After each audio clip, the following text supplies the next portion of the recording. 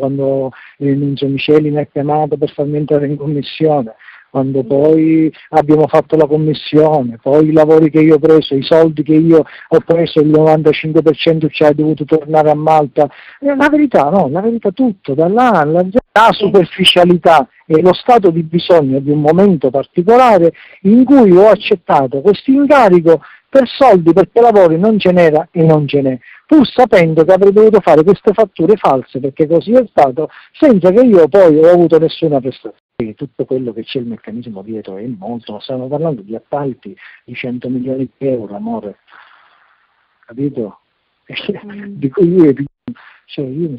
ho avuto bisogno in quel momento, sapevo che stavo facendo le fatturazioni illegali, però si mette nelle mie condizioni, nel momento particolare in cui io ho vissuto. Poi quando mi la gara d'appalto